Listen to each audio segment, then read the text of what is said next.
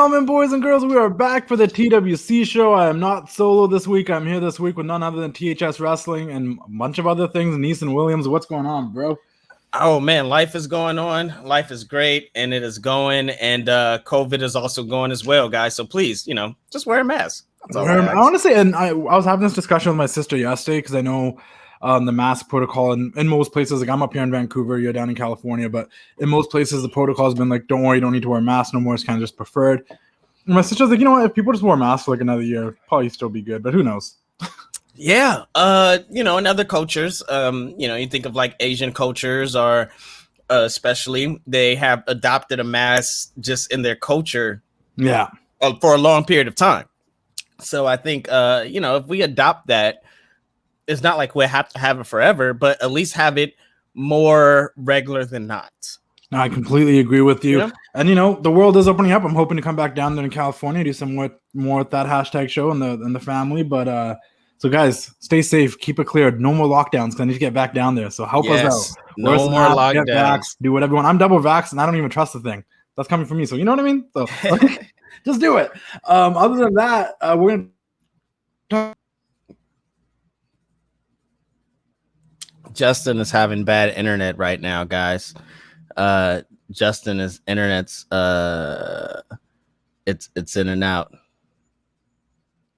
His laptop. He actually just told me his laptop was messed up. So I don't know what to do here. I'm just gonna go from here. Yeah. So guys, it's been great. We're gonna talk about a lot of great wrestling. Wrestling is back. Back. Every wrestling promotion should be in front of crowds.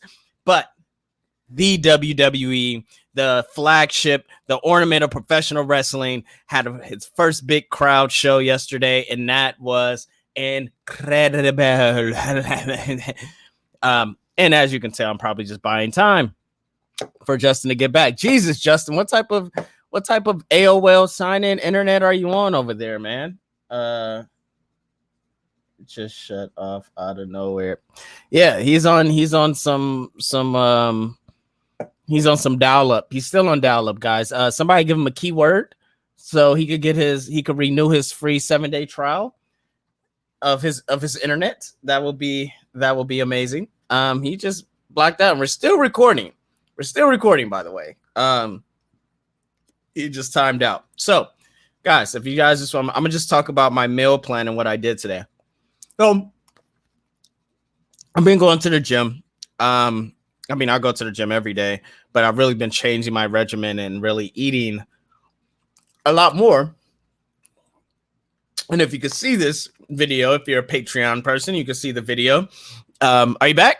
I am back. Were you still running this? I was just going. It was just going. I just kept going. I just started talking about my life. This whole thing just bunkered on me. I'm gonna have to get a new laptop soon. You're plugging my Patreon? Is that what you're doing? I did. I plugged your Patreon. I did. As well as $2, guys. You can jump on the Patreon. You guys can watch this video. You can see me disappear and come back.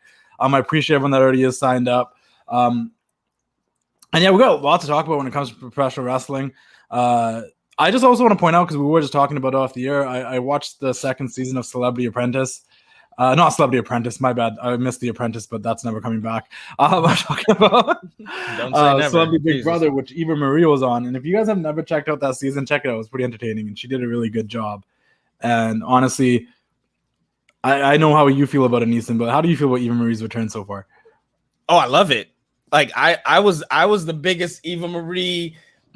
When Eva Marie was part of like the Divas and like this whole Total Divas thing, I was probably like the champion holding up a sign in the audience just screaming, because I felt like not only did she get it, but the company got it. And is that, the internet marks hate her because she can't wrestle, but it's not about that. Like we could usually use her star power. She has the biggest, most heat, and like she'll come out and not wrestle. I felt like that was such an amazing thing. I felt like Road Dogg even said it when she left, and they were like, look, it's not that we didn't want her, we wanted her. It was that she wanted to go pursue other things. And so because the company got it, and I just felt, and I still feel like looking at her now, like she's gonna make, if this is all ending up to where Dewdrop turns back into Pepper, Piper. It turns back into Piper. I think it is going to make Piper even a bigger star. We all know Piper can go. We've seen her versus Rhea. We've seen her in NXT UK. We've seen her on the Indies.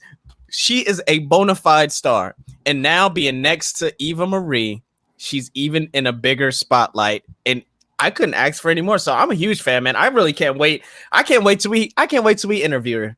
I think that will happen very soon. And to be honest with you, I'm on the same boat as you, and I'm glad that I brought this up first because I think we're gonna have to talk about some stuff we're not gonna agree about in a little bit here. Oh God! But I agree with the whole Eva Marie thing, and I really do think that when she was first here in the prime era of Total Divas and AJ Lee and the Bella Twins and whatnot, like there was a place for her in that specific place where people kind of tolerated her more. And now we're more in this like wrestling thing where everyone's like, you got to be a good wrestler to be on the roster. And that makes me like it even so much more because she is different than the rest of them. She isn't a wrestler. She's so easily dislikable. And her coming out there not wrestling, claiming wins, being scared, it's guys, there's room for shit to be funny and stupid in wrestling. Yes. Like it's fucking hilarious. And let this whole Eva Marie Piper thing unfold slowly. Let it happen. I felt like they were rushing it at first. I got kind of worried. I've been DMing her husband, Jonathan. I'm like, is that it? Like they broke him up already? He's like, I hope not. I know as much as you. And I'm like, oh my God, this sucks. But they are slowly doing it. Yeah. Everyone was pissed about the Dewdrop name. Now we see how Eva gave her that name. It's not like Piper's about to say her name. She's like, no, it's Dewdrop. Like, there's a story here where Piper's going to come out as a star. Mm-hmm. But you guys need to remember the only reason that's working for Piper is because it's against and with someone like Eva Marie, who you guys hate so much. Just instantly. Like instant heat. Because she's pretty and she can't wrestle. Right. This is true, man. This is why we when we're kids, this is why we fell in love with professional wrestling, right? It's these goofy moments because we wanted to laugh. Like, we had the serious, if you're talking to Attitude Era, we had the seriousness of Stone Cold at the top of the card. But remember, that mid card and lower card was filled with comedy acts from, rather Road Dogg doing something crazy or, any DX member, or you had Molly Holly doing something crazy, or you had any of the Hollies, right? Like Crash Holly running around with the scale. Or you could go back to Dunk the Clown and the multiples, right? Every generation has these comedy release because wrestling is supposed to be a variety show. I don't want to watch 2 hours or 3 hours of people just saying, I'm better than you and I'm gonna beat you up. Like, who wants to watch that for 3 hours? And I'm a big believer in that entire concept of there's room for a little bit of everything. There's room for comedy, like you said, it's a variety show. There's room for comedy, there's room for some storylines. Like, not everything needs to be wrestling, like who's the best wrestler in this competitive, let's have some funny shows, have some stupid shows, mix it up. It kind of gives me like a throwback to for the older friends that might be listening, and you guys will know better than I do, like similar to how we have Roman with Heyman right now, but back in the day when someone would align themselves with Bobby Heenan, you knew the eventual payoff hopefully was that one day they're going to turn on Heenan and then you're going to be with them again. And that happened with someone back in the day in the 80s with the late great Paul Orndorff, who we lost this past week. And that's something I want to touch on and say my condolences and thoughts and prayers go to everyone in the Orndorff family and his friends. I, as a younger kid, I grew up, I say it all the time, my brother's 10 years older than me, so I grew up with a lot of the 80s wrestling stuff, whether it was the action figures, magazines, videotapes, Coliseum videos, and my earliest memories of Paul Orndorff as a kid watching those tapes was that period he was teaming with Roddy Piper going into WrestleMania 1 against Terry, aka Hulk Hogan, and Mr. T with Snooker in their corner and Cowboy Bob Orton in the opposite corner. And honestly, for me, like, Paul Orndorff was one of the first people that, like, you look at that match, and Mr. T, who was an actor and he had an over-the-top look and stuff, and Hogan, who was jacked to the gills and was like Hulkamania, and then you had Piper, who didn't have like that like ideal wrestling build. He was kind of like a lean fighting guy, like street fighter type of dude. But Paul Orndorff looked like a professional wrestler. Yeah. Like, I'm not saying that Hogan wasn't big either, but Paul Orndorff looked like what you would want your ideal professional wrestler to look like. And I always thought he was like one of the first wrestlers I remember being like just that physique of a professional wrestler like that. What guys like Chris Masters and many others in the Future tried to portray of that perfect professional wrestling look. And I think the Mr. Wonderful name worked great for him. And I didn't get to see a lot of his really good stuff that happened between WrestleMania 1 and WrestleMania 3, where he had one of his greatest feuds with Hulk Hogan and stuff like that. Like, I wasn't watching then. I haven't really gone back to watch that stuff. I watched the big event. I watched the main event between Paul Orndorff and Hogan, but I didn't get to watch that stuff. But I do remember Paul Orndorff being in WCW. I do remember that WrestleMania 1 period. It always sucks when we lose legends of professional wrestling. And it seems like the older we get, the more they are slowly leaving us. Yeah, man. If we look at that WrestleMania 1 card, it's slim pickings now. But this is it's that thing of, as you get older, your idols, legends, whatever, they turn into your ancestors. So yeah, it sucks. And Paul Orndorff was. It was interesting that he had the physique that Vince McMahon would be like, by God, we have to make him a megastar. It's just that, like, he was in the same era as Hulk Hogan, like, right? Like, you couldn't tear down Hulkamania to put Paul Orndorff on top. But now, like, if he was to walk into WWE, he will be the guy, right? Like, Vince would just be like, yo, you're gonna be the monster, like, you're just unbeatable, unstoppable. The title is running on you. And yeah, as fans, if younger fans don't understand, like, yeah, go back and watch those clips of him and just watch him when Piper was his manager, him standing next to Heenan, or him just being that guy, just the presence and the essence that he exuded against Hogan, right? Like guy, we they were about drawing Hogan. Huge houses. If you go watch the big event on the network or Peacock, like there's like 60,000 fans there, and the main event was Paul Orndorff versus Hulk Hogan, because they did this whole angle where Paul Orndorff turned babyface and he was with Hogan, then he turned on Hogan, his friend, and he went at him. And honestly, if this wasn't the 80s and it was modern day wrestling, there might have been like a quick flip flop in title changes. Then Paul Orndorff could have been a former WWE champion in that sense, because that's how over that feud was. Many wrestling historians and people that have been in the business for years, whether it's Jim Cornette or Jim Ross or Bruce Pritchard, a lot of them would have been like, if there wasn't plans to do Hogan Andre at WrestleMania 3, you could have had Hogan Orndorff, because people were behind that feud. Like, it literally happened between WrestleMania 2 and 3 before they swiveled into the Hogan Andre thing. And honestly, for me, like, as when I was watching Nitro as a kid, his theme song, that wonderful, they call me Mr. Wonderful, always gets stuck in my head. I don't even know why. But we were fortunate enough to see him show up a few times in the past where, they did Hogan's birthday bash, some retro Raws and stuff like that. And it was always cool to see Paul Orndorff still being paid tribute to, and getting recognized for his stuff he's done in the business. And he's a Hall of Famer. He was one of the Hall of Fame class of 2005. Absolutely. But let's talk about what people probably want us to talk about and what they're here for, and that's the Money in the Bank predictions. This is what we're going to do. We're going to do Money in the Bank predictions. All right.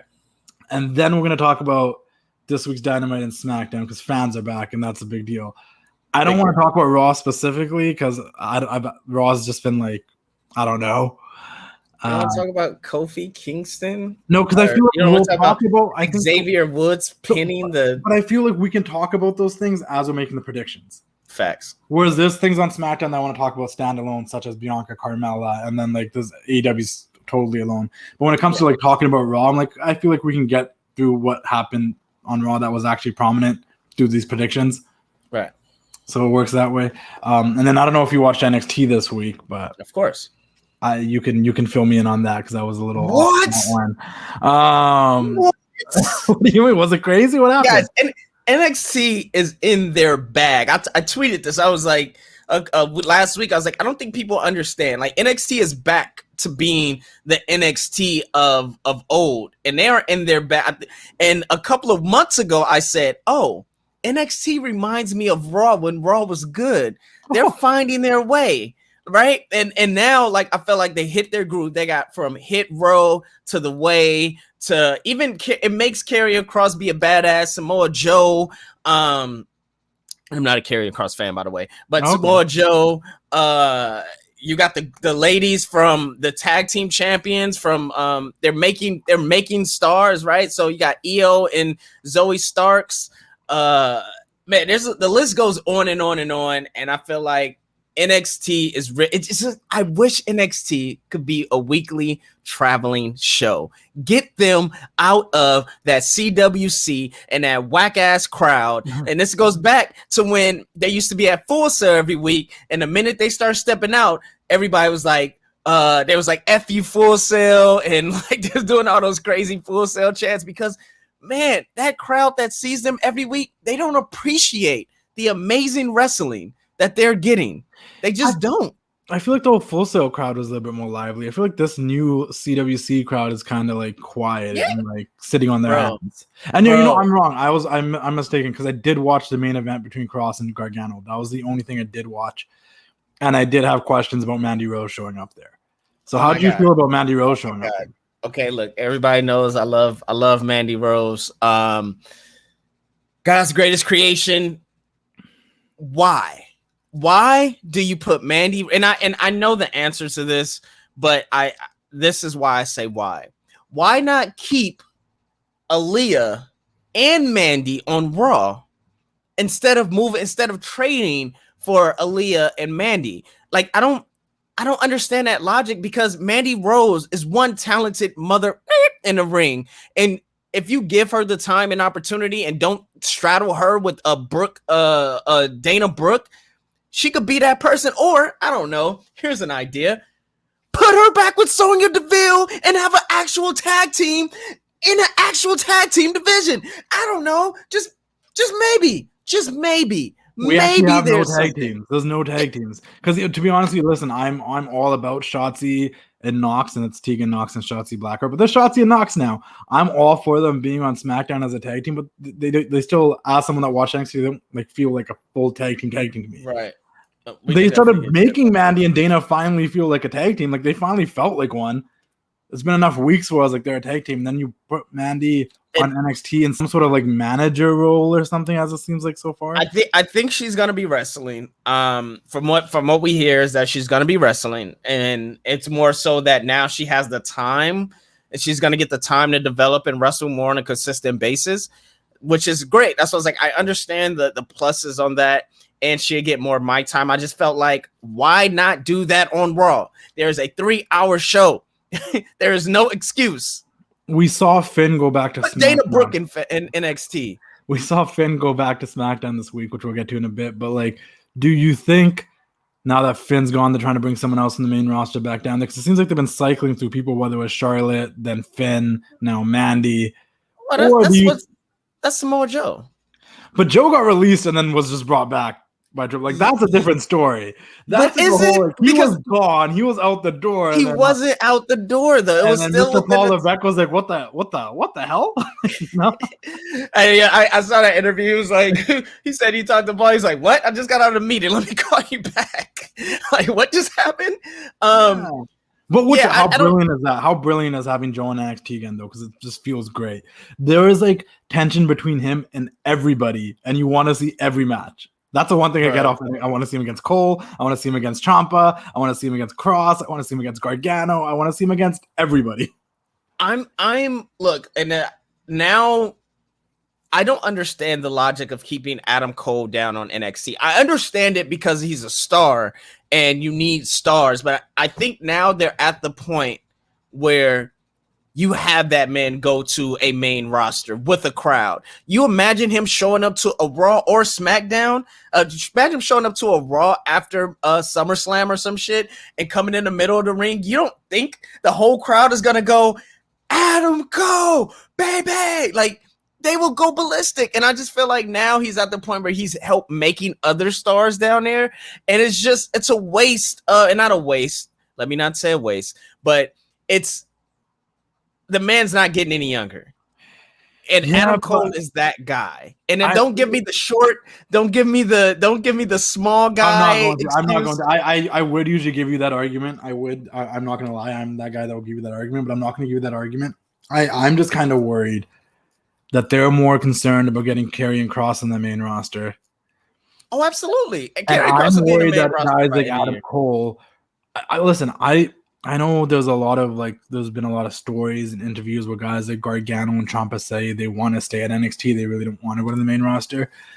I don't want Adam Cole being one of those type of guys. I want him on the main roster. I've seen him as the main roster guy since he was in Ring of Honor. Like honestly, Adam Cole, if the Undisputed Era way back in 2017 debuted on the main roster, I would have been okay with it. Bro, I loved everything they've done in NXT, though. I'm not taking anything away from that, but I'm just saying it could have been that way too, and it still would have worked. Imagine Undisputed Era popping up on SmackDown last night. Imagine that. Just yeah. Like it would have blew every. I'm talking even if they're broken up now, but I mean I know we don't want to talk about NXT that much, so we're not talking about Diamond Mine and Michael Bivens forever.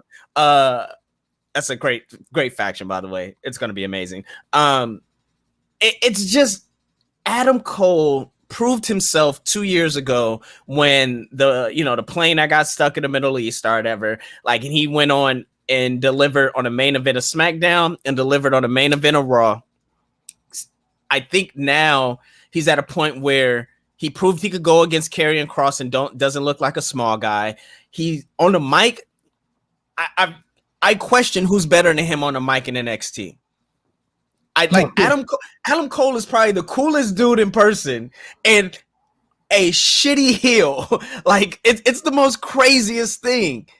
And that's one of the things that stood out to me since he was in Ring of Honor. Is I always said his promos and the way he portrays himself was a WWE superstar. So when people used to ask me what guys in the independents back in 2015 would you love to see in the WWE, my two biggest answers always used to be Adam Cole and Marty Scurll, because Adam Cole always had that. You're right. Both of those. Yeah, and he's just been in NXT for too long now. And when I say that they debuted in 2017, I'm like, holy shit. And it doesn't even it feels longer than that. I feel like 2015. But yeah, bro, I agree. Adam Cole needs to be what I got out of last Tuesday's NXT was this.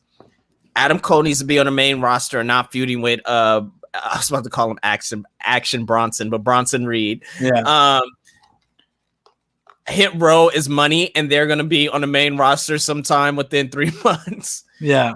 Karrion Kross is going to be on the main roster sometime within the near future as well. I think he's the one that doesn't seem like he wants to be in the NXT no more. Karrion Kross is someone who's he wants to do bigger and better things. He came there, he did his thing, he won the belt, he's ready to move on.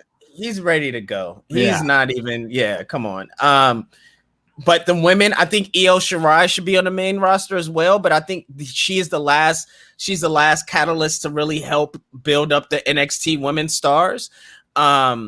And I took Shotzi, Tegan, and Tony. All three of them are gone from NXT. Gone. That's what they snatched them up, and which is great. Because I mean, we know that guys. We know that I'm a Tegan. Hi, Tegan. Hi, and then we also know that Tony, CJ Parker, Juice is winning in life. I'm all fans of them. So and Shotzi. Come on, I've been a fan of Shotzi since Evolve. So. Yeah, man. NXT is winning. I think I need you to come on board the NXT train, brother. Get on watching the NXT. I did watch it. I just forgot I watched it. Cause I'm I do remember the main event, and I do remember Mandy showing up. I guess it just slipped my mind this Saturday morning. Aaliyah, the whole crowd erupted for Aaliyah 7 years. 7 years. Your own Canadian sister. Yeah. Okay. I met her. She was really nervous. I think she was sober and me and Liv were drunk and it was just not her vibe. But she was really nice. That's a story. Me and Liv were vibing. I don't know. Yeah. I think she was BD or something. I don't know. She's like, yeah. She said she was with BD? I've always joke around. This is my thing about Aaliyah. So she's from the East Coast, Toronto, right? Right. Toronto. The 6. I'm from Vancouver. Yeah, she's from the 6. I'm from Vancouver, right? Very similar vibes over there and stuff when it comes to there's a lot of Indian guys over there and stuff too. I'm she probably when she saw me, she probably felt like she was back at home like a fucking another drunk Indian dude, man. It's like being back in Toronto. It's like macking on my friend. Right. First of all, you're winning at life if somebody thought you were macking at Liv. Because once again, honestly, I was networking, guys. I wasn't macking on her, but that is smart. She probably thought it was trying to mac on her. That's what I'm saying. If somebody thought you were macking on her, you're winning at life because as we all know, Liv is perfect. Oh, and his laptop goes off again, ladies and gentlemen. Right when I say Liv is perfect. Wowdy, wow. Wrestling Classic is only streaming audio. Look, guys, if you're watching on Patreon, please make sure you hit that $2 tier or above so we can help get Justin better internet. Yes, that's what we want to do. I think our goals for 2021 is to get Justin better internet. So make sure you log on to the Patreon to have that happen. I don't know what else to say. But let's stick on NXT, and I really want to know what you guys thought of NXT because I'm a huge fan of NXT, and I feel like NXT is the second best 2 hours of professional wrestling on the planet because the first best 2 hours of wrestling on the planet is the show that has the boss, the blueprint, the standard, the GOAT, the queen of the cell, the DDT Mandalorian, the ESPY award winner, Sasha Banks, whenever she decides having to come some on. major technical difficulties today, folks. I did. I plugged your Patreon again. I told him, like, please sign up for his Patreon so we can get you better internet. That's what I plugged it again. Buy a new laptop charger because every time I kick my foot, this charger's all like ripped up and stuff, and it's just not staying plugged in. And my laptop's come to a life point where it needs to be plugged into work. I don't know if you guys have ever gotten to that point of your laptop, but yeah, honestly, I've had this laptop longer than the Undisputed Era has been in the WWE, so I need a new laptop. I know we're just on a funny story about Liv and Aaliyah, but we're going to talk about Money in the Bank. We're going to do our predictions. I thought we were going to kick off with that, but we ended up talking about NXT and Paul Orndorff and Big Brother and a bunch of other stuff and plugging my Patreon 2-3 times. Honestly, one of the most anticipated events of the year, if you ask me. I only like 2 gimmick pay-per-views. I don't like Hell in a Cell. I don't like TLC, but I like the Royal Rumble and I like Money in the Bank. Those are the 2 gimmick pay-per-views that I like because you get something out of them that tells a story for the rest of the year. You know what I mean? Like you win the Rumble, you're going to WrestleMania. And the Rumble's just always been a fun event to watch. You win the Money in the Bank, you got a whole year of anticipation of when these people might cash in.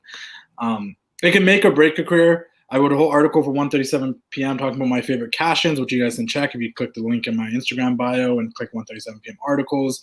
I ranked my top 10 cash-ins. But we've had some interesting Money in the Bank winners in the past. We've had some shock ones. But if you read my article, the biggest thing to me is, like, for me personally, I usually favor Money in the Bank winners when it's people that have never actually won the world title before and they're getting that opportunity to maybe potentially first ever win it, more than the ones that are like multiple time world champions. And I also like when people don't cash in on the same night. The only time I was okay with that was Dean Ambrose because I just feel like it just fit the whole Shield narrative situation they're going with. And I find this this Money in the Bank is gonna be a little interesting as well because I know there's superstars from both shows in these matches, but I'm pretty sure we're getting a shakeup in October, which isn't that far away. So the winners of these could literally cash in anyway, as they could anyways because they got the Money in the Bank. But I'm just saying, like, a lot could happen. And there's a lot of talent in these 2 matches, 2 ladder matches that you're like, man, that'd actually be cool if they win. And for the first time, I find like the men's one really unpredictable. But we'll go down the list. How do you feel about Money in the Bank? Are you excited? I am excited. I am so excited. Yeah, go ahead, dude. Okay, go ahead. I'll come back and answer that. I was like, what's the time cue? Yeah, 20:36. Okay.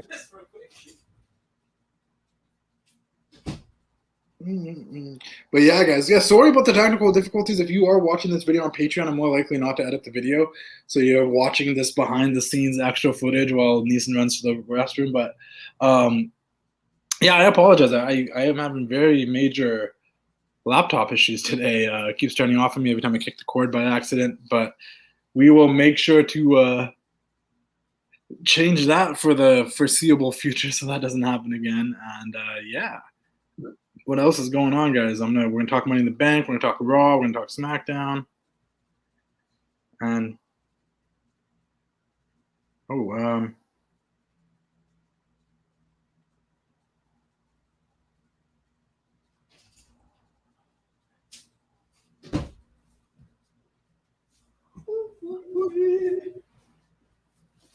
all right, guys.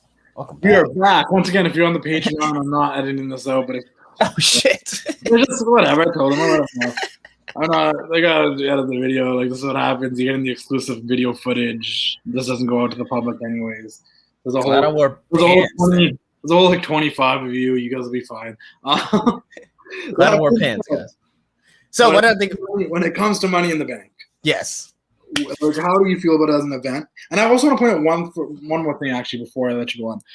Guys, this Saturday, we're recording the TWC show. I know a ton of you will hopefully listen to this tonight, and some of you will listen to this tomorrow morning before the pay-per-view because I'm going to be plugging it to be like, listen to it before Money in the Bank to get the predictions. I need you guys to hop on to that hashtag show after Money in the Bank. Are you guys doing the recap Sunday night or Monday? Yeah, we're doing a recap on Sunday, I believe. But yes, hop onto our Instagram and at that hashtag show. Yeah, and, so I mean our Instagram. I'm sorry, our YouTube. The YouTube that hashtag show, or check them out on Twitch or wherever else they'll be streaming, and watch the post show after that Money in the Bank. Because listen to our predictions right now, and then hear how they come out after the fact. Well, on that hashtag show. Yeah, Justin, I'm gonna put you on the spot. Would you want to join us for the reaction show? I'm pretty game, to be honest with you. I'm down. All right. Let's see if these predictions come true then. Yeah, so let's do it. This, guys, make sure you go subscribe to that hashtag show on YouTube so you can see if we were right or wrong with these predictions right after. It's Saturday today. Listen to this tonight or listen to tomorrow morning, then watch that hashtag show following Money in the Bank. And we're going to start getting the audio out there for that too very, very soon. Honestly, I could probably do it. I could do it this week for this episode if you guys really want me to. But yeah, make sure you guys subscribe to that hashtag show. Money in the Bank. Yeah. What does it mean to you? It's also the 10-year anniversary of CM Punk running away with the belt in the summer of Punk. Look, I woke up this morning and first thing I seen on Twitter was WWE on Fox, and they had a nice little illustration of CM Punk blowing a kiss, and they had the emoji kissing championship, and my brain was like, so you're saying there's a chance? Are you saying there's a chance that good old Paul Brooks, aka CM Punk, shows up at the 10-year anniversary and I don't know, does something? Look, that's where my mind went. But I love Money in the Bank. Money in the Bank is probably one of my top 3 pay-per-views of the year. Royal Rumble, I love it. Money in the Bank, WrestleMania, and SummerSlam. Right? Like, I love those. That's my top 4.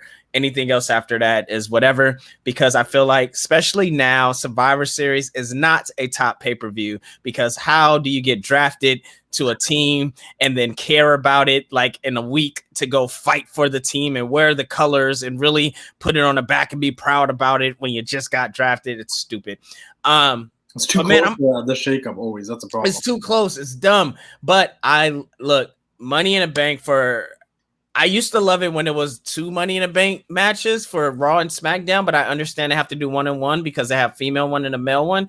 I actually went back and watched the best of Money in the Banks, and it was just like, man, every single, I don't remember one Money in the Bank that didn't hit.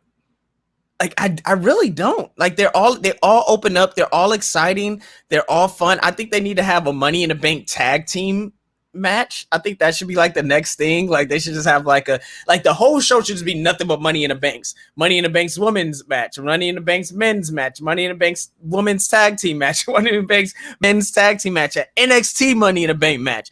I just want to see a whole show full of Money in the Banks. That's how much I love it. And they find ways to keep them creative. They're all very different. They're not the same. Oh. Even when they did the 2 in a row with the one that Carmella won with James Ellsworth helping her. Yeah, they did it on Tuesday. Yeah, so they did a rematch on SmackDown, and then it was still different than the one they did on Sunday. And it's you think they'd get boring, but they don't. They find ways to get creative. And, with the level of athleticism a lot of these people have these days in professional wrestling, there's those people like Shelton Benjamin or Kofi Kingston or Naomi or John Morrison that come up with some of the most creative stuff in these matches till this day. So I'm looking forward to it. We're going to go down the card. We're going to make our predictions. Let's go.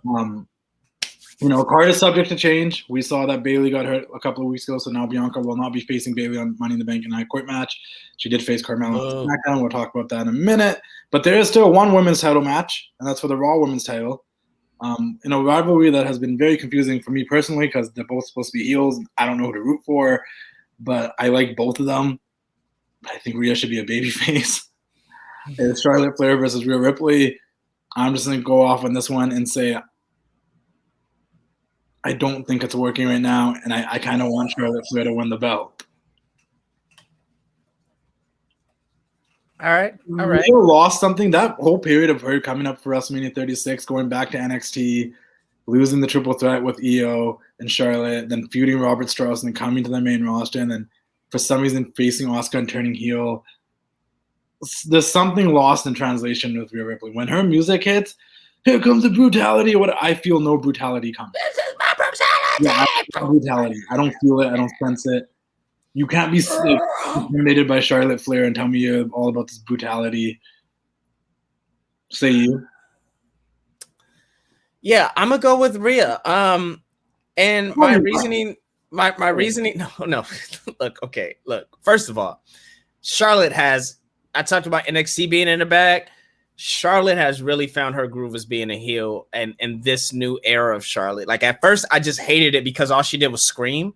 And I felt like if you're such the queen, if you are the opportunity, you don't need to scream for people to hear you. And so now she fell into this, like, I don't have to do this. I'm this person. Like all I wanted was Charlotte to be the female version of Roman Reigns. That was it. And I feel like now she's not only a female version of Roman Reigns, but she's Charlotte Flair, the opportunity, the queen. I just think that in order for Rhea, this Rhea experiment, this is like you said, she just lost last year. She can't, you know what I mean? But she can't lose again. Like she can't lose to Charlotte again. And so if we want, I don't care if we want to make Rhea a future star, she needs this win. She needs to beat Charlotte. There is no, she could recover and be a scrappy. No. Rhea is a tweener. She doesn't need to be a baby face. She doesn't need to be a heel. She just needs to be a badass. And that badass needs to beat Charlotte. Now, I don't see the whole Charlotte and Rhea comparisons like everyone else does or like WWE does. But I will say this. When I rewatched the debut, because it was like the anniversary of the Revolution when they debuted Becky, Charlotte, and Sasha. And I rewatched a couple of those Raws. I do see the hesitation and the timidness in Charlotte, but she had Ric Flair, or she was surrounded by, other people. Rhea's out on her own. And I get that pairing her up with Charlotte, like as her dance partner, is going to make her, is supposed to make her level up. I just feel that Rhea Rhea should have always had a faction. And that's what helped. That's what could help Rhea. But my prediction is Rhea because she has to win. If she doesn't.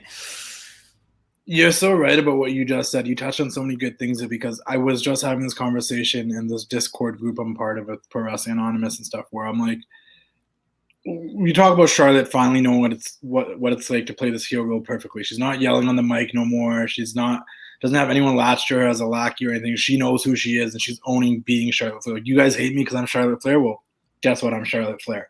And I love it.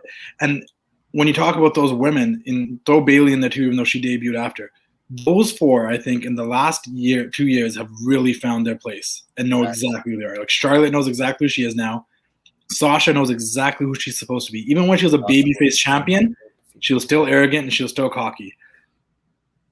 Becky Lynch clearly figured out who she was at this point before she went away to become a mom. And Bayley really, I became a Bayley fan with this heel run, and I didn't even like Bayley when she was a hugger in the main roster. You wasn't the hugger? You didn't like the hugger? No, I like the hugger. I love the hugger in NXT. I just think everything they did with her as the hugger on the main roster was it just didn't click. They thought we were supposed to know who she was, and then she was just like holding Sasha back, and that always bothered me. But as this heel character, she prospered. They finally found the place. But to your point, the reason why I think they also had that little bit of being able to find the place in the main roster at the beginning too is because they were in those factions. They were in PCB. They were in Team Bad, and they were in those factions that came up. And I think that kind of helped them. Where Rhea and Bianca literally came to the main roster and got thrown into the top of the card, and were put in sink or swim situations. Mm-hmm. On the Blue brand, which we'll talk about, I think Bianca's been doing great. Has it been the best? No, but it's been great. Way better than Rhea's run right now.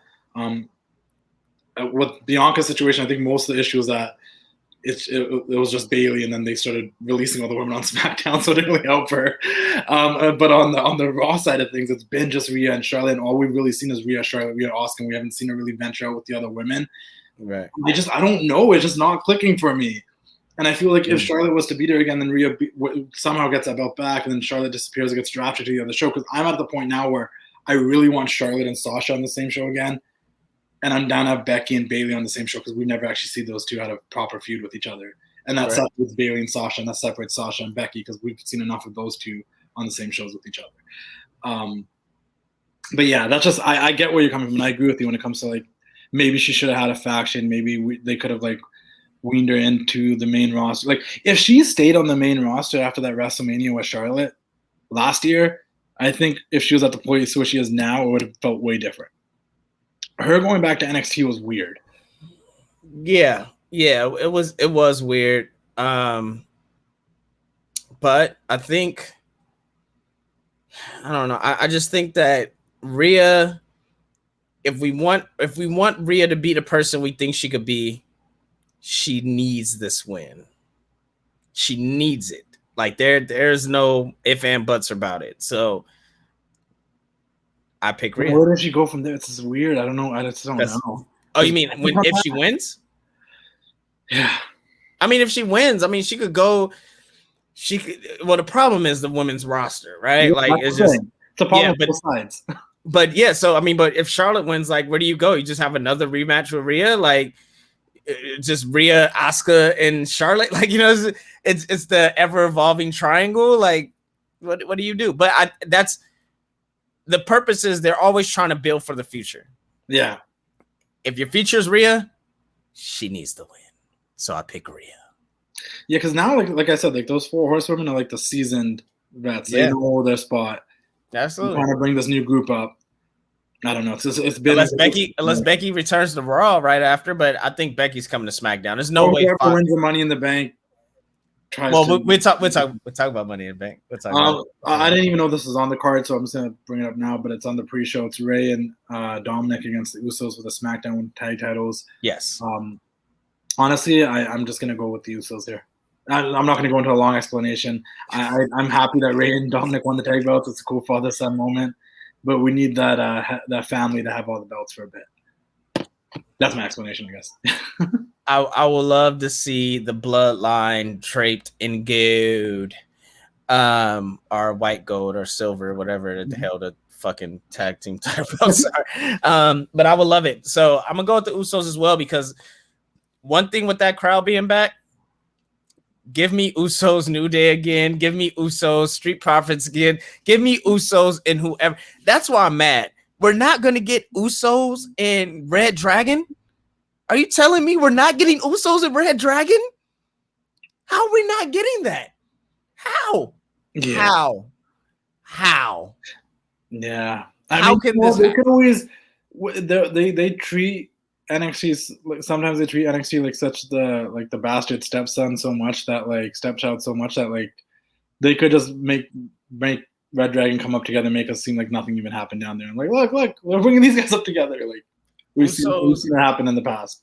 Usos and Red Dragon is the match that I've been clamoring for. Speaking of random ass tag teams, though, that are just randomly put together in the main roster, AJ Styles and Omos versus the Viking Raiders. AJ Styles and Omos. I agree they're probably gonna win. I'm over it though. I was never with it in the first place, to be honest. I don't even know.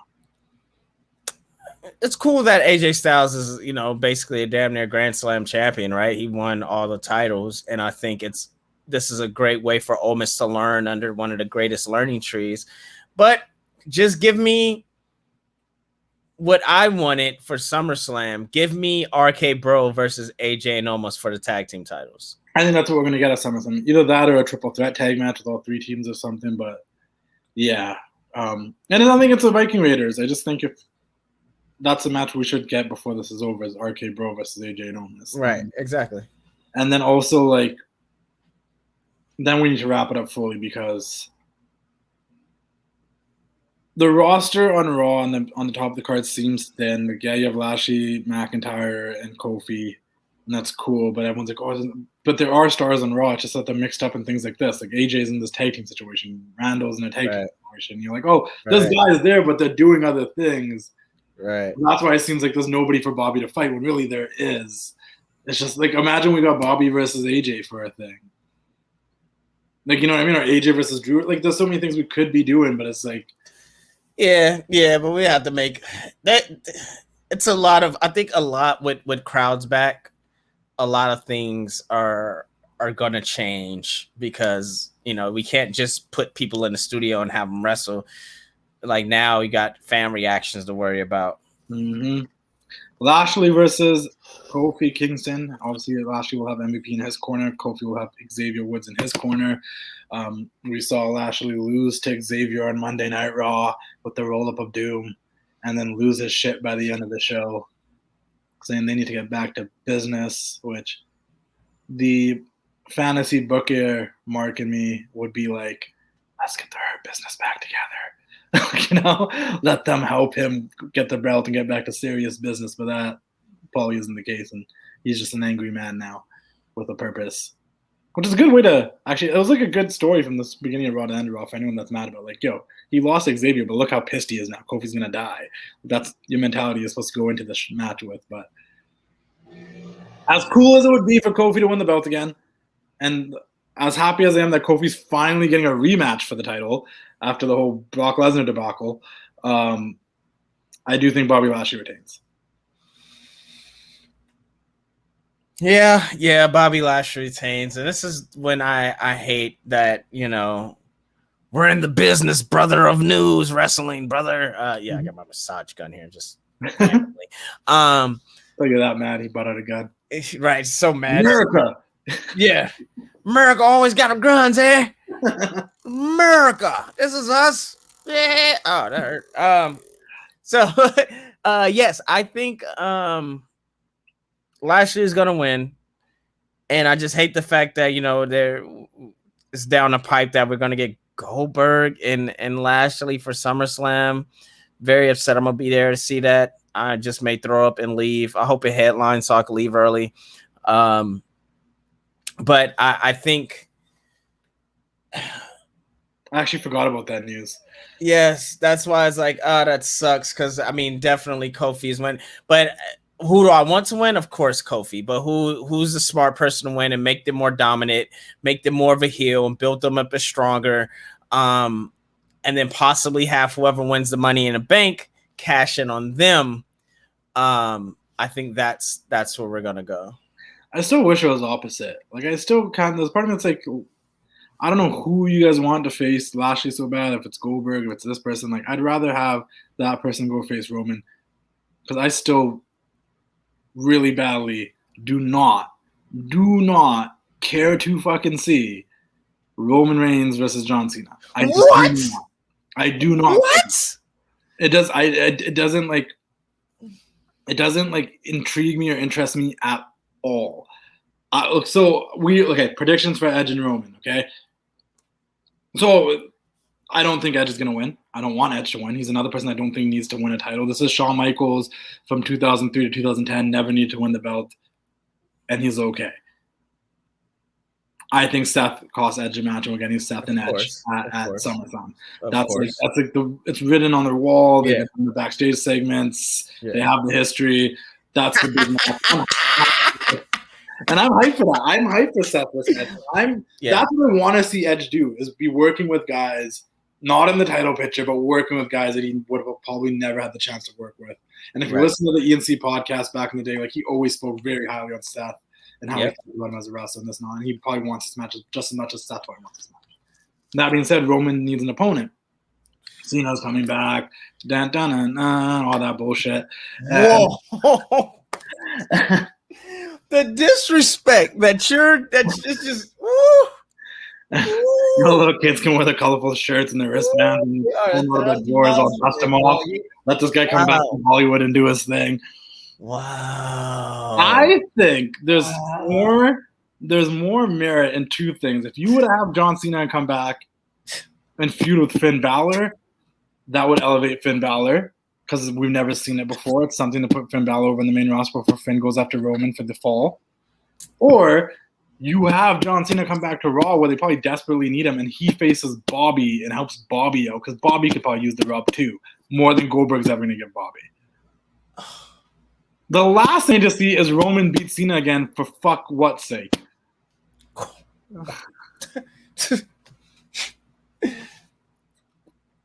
Or yours. So Roman's our prediction of who's going to win. We both agree on that. Roman's a prediction, but what's your thoughts on Jonathan Cena? Jonathan Cena. That's what this. The man that took Fast and Furious to space, because that makes fucking sense. Just feeling froggy today, huh? Just feeling real foggy. Taking all the jumps. Wait till we get to later on the show, but go on. Oh my God. Okay. All right. Okay, let's talk about this. All right. John Cena. The GOAT. Oh. John Cena. Yes. Yeah. The man that held the company on its back for what, 13 years? Longer than any other. No. They tried everybody. The only person that had a chance to do it was CM Punk. I mean, Daniel Bryan, of course, that was an injury. But the only person that had a chance to do it was CM Punk, and CM Punk and them just had beef and shit. And of course, we know the story of that. You will rather see, and I just want to clarify this. You'll rather see John Cena and Bobby Lashley. Let's go. Why? I'm making these points, so I'm writing this down. And then so with Roman Reigns versus who? Oh, I don't know. That could be up in the air. But anybody. That could be Finn. It could be Shinsuke. It could be Shinsuke. It could be all right. Big E. Okay. You get the Big E match out of the way. Big E. Okay. All right. Well, let's get that Goldberg match out of the way. That could open SummerSlam. Goldberg Roman first match on the card, one and done. Over onto the next one. I'm gonna tell you this. This is now. Let's look at this. Out of the people you named, Big E, Shinsuke, even Goldberg, who in that name is bigger than John Cena? And so, yes, just don't give me a diatribe. Answer who out of Finn, Shinsuke, Big E, Goldberg is bigger than John Cena? Goldberg. Lies. That's number one. All right. So now we're lying, which is fine. Cool. No one is the correct answer. So let's say John, that's 1 point for John Cena, right? Ding. Fine. Okay. Now, out of Shinsuke, Big E, Finn, Goldberg, who on the mic is better than John Cena? Shinsuke. Ding! He's still lying.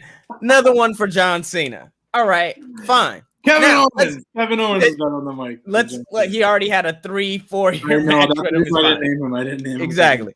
So, this is my last question. Out of Shinsuke, Finn, Big E, and Goldberg, who makes people look like effing stars in their match? Why do you think they keep bringing him back? You just continue lying. That's John Cena. The reason why you do Roman versus Cena is because he checks off all the boxes. He's the biggest draw. He's best on the mic, and he's going to make Roman look even more like a monster. So that's why you do Cena versus Roman. Not to mention, you could do the story of Hollywood. I've been running this town here. It's basically Rock versus Cena the first time around, right? They could do that whole thing for SummerSlam. This is why you do that. I don't want to see Cena versus Bobby Lashley. Why? Because Bobby Lashley can't talk. He can't. Cena, MVP. Not the same. MVP, yeah, not the same. Give me Bobby. It should have been Bobby Lashley versus Brock Lesnar. That's what it should have been. I'm not going to be at SummerSlam, but hopefully Cena and Roman headline so I can go home early.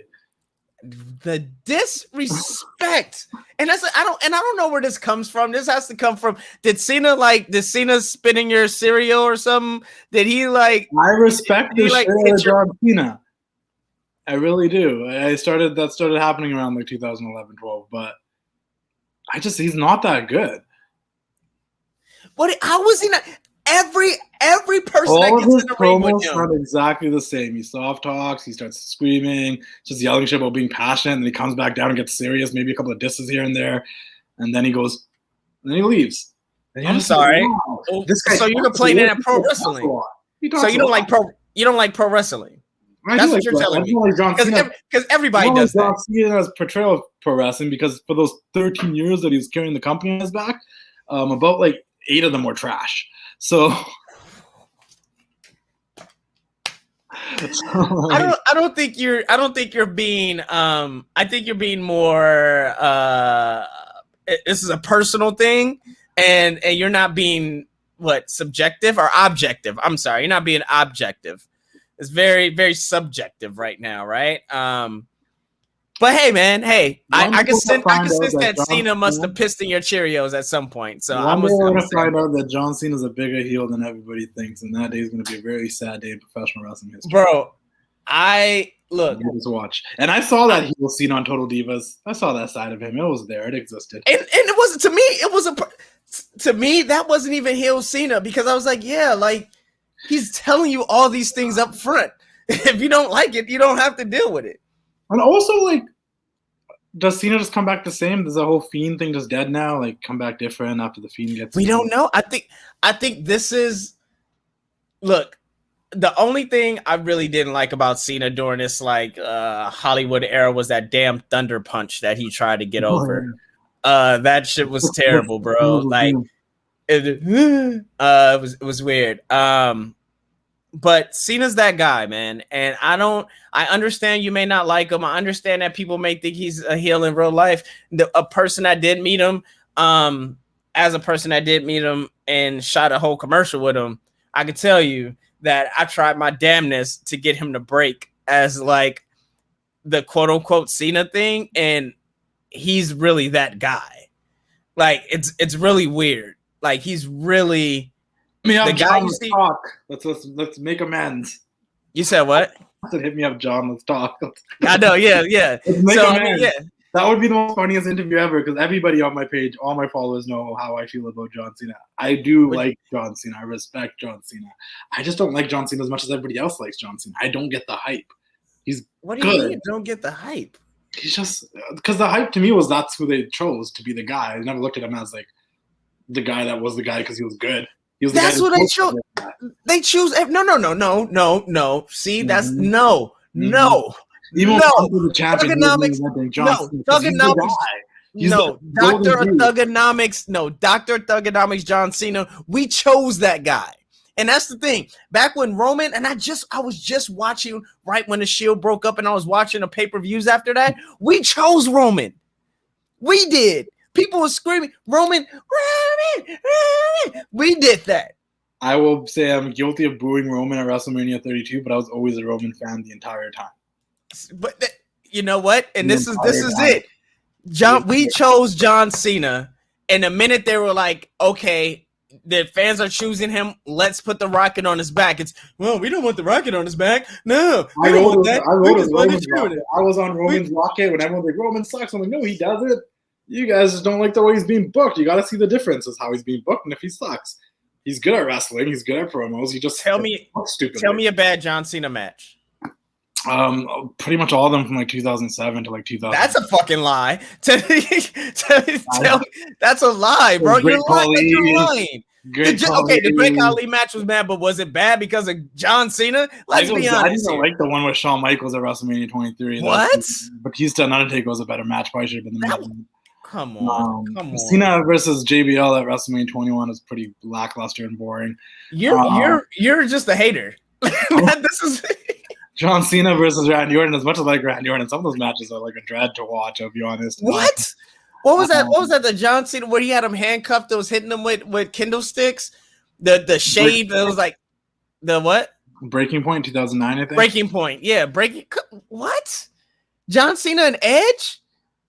Yeah, pretty trash. There's some cool spots like that. Few off the. Oh my god! Oh god! Oh god! He can't really wrestle. He doesn't Let's do move anything. on, God. Let's just move on. He's like Let's a move boulder, on. like and like a weak SPF. This guy's being so disrespectful. He's eating because I insulted John Cena. Yeah, that's exactly. I'm gonna be super disrespectful right now because you're disrespecting. Neesin. I'm like, we got to do more together because I like the fact that my god.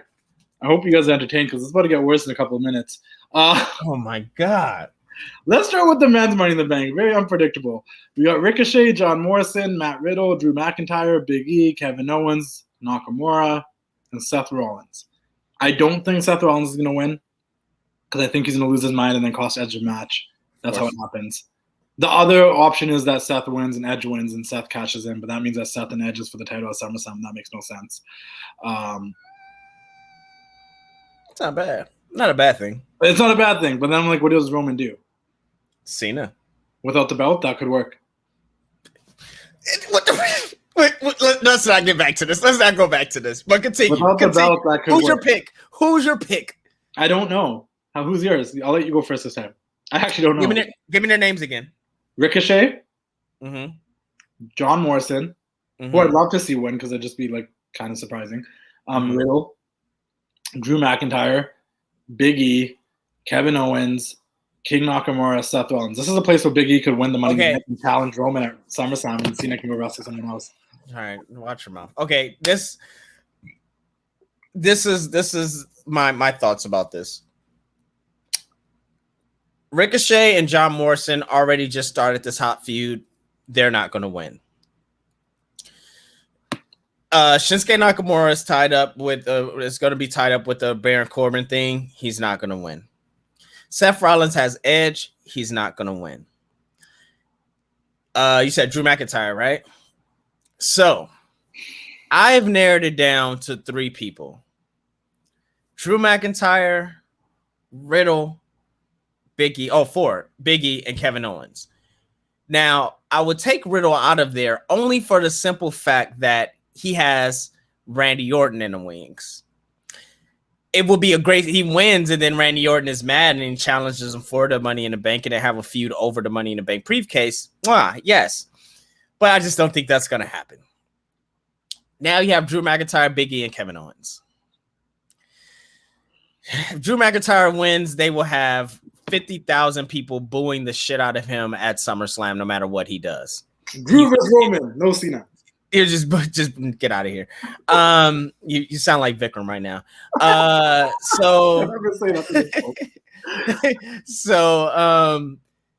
gonna go with, because it's all whoever wins the Money in the Bank always doesn't have anything to do, right? The person always has nothing to do. So either I'm gonna go with because either Big E or Kevin Owens, and I'm gonna go with Big E. I'm going to go with this is after seeing last night and now like his feud to stop and start with Aleister Black. If he would have had Aleister Black still, I felt like it would have been Kevin Owens that would have won. But now with Big E have nowhere to kind of help him to gas him up and get him ready for basically the fall going into Royal Rumble season, I think it has to be Big E, man. That's my pick. I'm sticking to it. Because Big E could go to Raw, cash in on Bobby Lashley, and a New Day could be back together. Because it's a new day. Yes, it is. I like the way you narrowed it down. I would probably narrow it down the same way.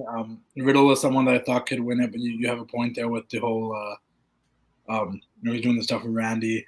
I would love John Morrison to win it. It'd be cool, just like long overdue. It could be like a rebuild for him, but I don't see that happening. I honestly can see Drew McIntyre winning it and pissing everybody off.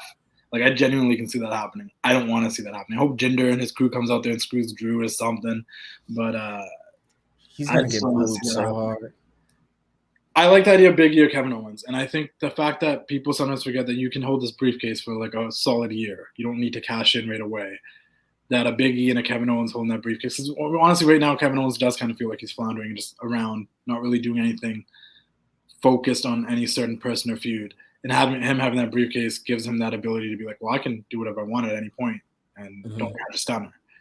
On the flip side, Big E having that briefcase with what happened with Aleister showing up in AEW now and being released and all that, like, he's also kind of directionless too. Mm-hmm. And him winning that briefcase in either challenging Roman, whether it's after SummerSlam, or going over to Raw and challenging Lashley. Those both seem like good options and to shake things up. But so does Kevin Owens. If Owens went to Raw to challenge Lashley, that also shake things up for them too as well. So it is either one of those two. I'm going to go with Owens since you said Big E just to be different. Other than that, though, I think it could be either one of them. But I will say just for the sake of that. The women's Money in the Bank match. We got Asuka, Naomi, Alexa Bliss, Nikki Ash, Liv Morgan, Zelina Vega, Natalya, and Tamina. And a mystery guest, right? Oh, No, there's no mystery Tamina. It was Tamina. She was the big mystery. No, okay, so not Natty and Tamina. We're going to take them out. I don't see Asuka winning it. That was the dumbest thing. They've been hyping Liv so much to be like the person to win this. She's not. And she was the last person standing tall on SmackDown, which makes me rule her out. Who you got? I low-key would love Zelina to win it. Alexa has magical powers. Naomi is someone that could win it and hold it for a while. And it'd be like, yo, someone's holding it that has nothing going for them. She can make the briefcase glow. You can do a whole thing with it. But I feel like they're not going to do that either. If I had to predict, just because it's the WWE and we've seen a folk like Otis win the Money in the Bank briefcase, I feel like Nikki Cross is winning this.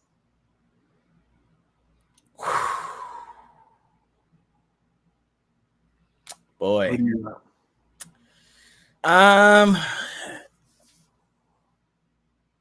You're right. Like that could happen. I just feel like you look at the landscape, you have Rhea, you have Bianca. Both are two big stature women. Both are and I'm saying this, and oh my God. What if they give it to Tamina? But there's okay. So there's no. If you're watching on the Patreon, you just saw my face. There's no saying that Bianca and Rhea are both going to be champions 5 months from now, right? Yeah, but there's no reason that they're not. That's the thing. Yeah. Like, I think with these two, they're too young. They want to build them as stars. They both became champions at the same time. Like, they really want to put the future of the women's division on their back.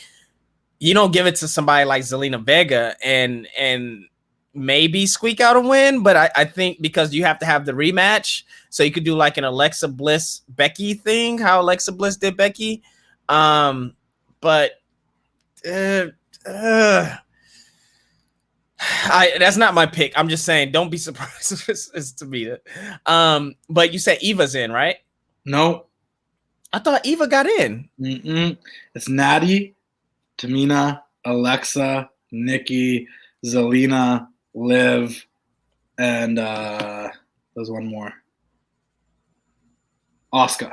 And Naomi. You got to give it to Naomi. I really think Naomi would be, because she's such, like, nobody thinks it's going to be her. Yeah, you got to give it to Naomi. She can make the briefcase glow. Yeah. That's a cash cow. Even though she's been a champion before, like, her cashing in would actually be, like, a cool moment. Does that make sense? For sure. And she could legitimately cash in on anybody. Like, imagine, because now that's the back on the road, right? The back on the road. This is just like a thing, right? Obviously, there's going to be a shakeup in October regardless. So women will be moving around as it is. But say Naomi wins the Money in the Bank. Sasha comes, beats Bianca at SummerSlam. Team bad. Naomi cashes in. Yeah. I don't know. There's something about that that's like, oh, shit, no one's coming. You're right. No, I agree. I mean, or Naomi back on the show with her husband. I just swore they were going to give Becky that last slot, man. There was going to be a mystery person, and I thought it was going to be Sasha too. I was like, maybe that's how they're going to get Sasha. Even though Sasha doesn't need it, like, necessarily, she can come back and just get a title shot. Like, that's a way to do it. They did it with Brock and Seth, whatever. Yeah. Like, yeah. Wow, that's really insane. What if they be like, and it's a 9th competitor, and did you hear?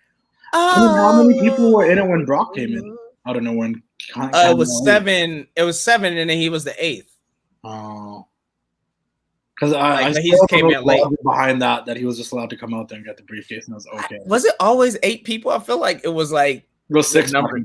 Yeah, I was like, I feel like the number keeps going up every year. No, originally it was always 6. Like when like Edge guys were winning it back in 2005 forward. Yeah. When I was at WrestleManias, it was like majority of the time only 6. And then they went 7, then sometimes they go 8. And it's just, I'm not gonna lie, like as much as I do enjoy them, the more people, the harder it is to follow, because you know those people just laying outside the ring for periods of time. Right. Waiting. Exactly. And if you've ever gone to one of these live, you see them literally like hanging out next to the apron. Not the apron, the barricade, like waiting for their spot to be called, and they run back in the ring and do their thing. It's like kind of takes the magic away from it if you're there live. But if you watch it on TV, you don't see that shit. Sometimes you see that camera cut, but otherwise you don't. And that's why they do it for TV, not for live thing. Well, that's the Money in the Bank predictions. We're going way over time here. So I'm just going to shoot with my last argument, and then before we get to that last argument, AEW is on its second week with fans back, and boy, is this show so much better and just so much more fun to watch with fans. Like I keep thinking to myself, if we took all the fans away and had this exact same show, would I have enjoyed it as much as I did? I don't know. I don't think so. I think the fans really do enhance the product. Is there a lot of cool shit happening? For sure. But when Hangman comes out and gets that pop, it just feels better. When shit like that Malkai Black and Cody Rhodes segment happens, and the lights go out and Malkai shows up in the ring and the fans pop, it's just so much better. Like everything is just so much better, because the AEW fans, till this day, because we only had them from October to March before they went away, and we haven't had them since. And now I'm remembering it now that they're back, is that and I say this every week, they're not like the WWE fans in the sense that they're not just going to see wrestling because WWE's in town. Like they're diehard AEW fans that show up to these shows. So they are always loud. They know who to cheer. They know who to boo. They know the chants, and they're involved in the show a lot more than you'll see the fans at Raw and SmackDown be involved in the show, because sometimes there's just a lot of people that want to go to Disney World because they're in town. Whereas AEW, like the people going to AEW is because they're fans of that fucking product. And they want that product to sound loud and crazy, and that's what you get. Do you agree? I absolutely agree. That was a great reference, by the way. I like that analogy, rather.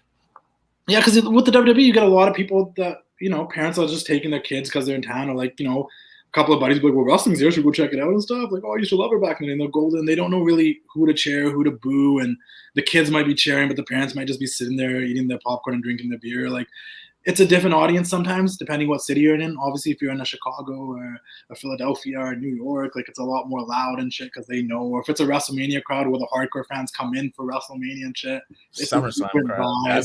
That is the hardcore fans. Yeah, and the SummerSlam crowd's gonna be like that because it's like the first pay-per-view with the fans back. Like fans are flying from all over the place. Whatchamacallit is right. Don't shit on Money in the Bank. That's the first pay-per-view with fans back. Oh, my bad. But I just, you know what I mean? Like, yeah. The first big one. Like, if it's WrestleMania, Rumble, SummerSlam. It's 50,000 people. Yeah, and it's in a stadium. But I just mean, like, sometimes the weekly WWE crowd can be, because I feel like even on SmackDown, they were still somewhat piping in some chairs. There's some chairs there, and I'm like, why are you still doing this if there's actual fans there now? We'll talk about that, yeah.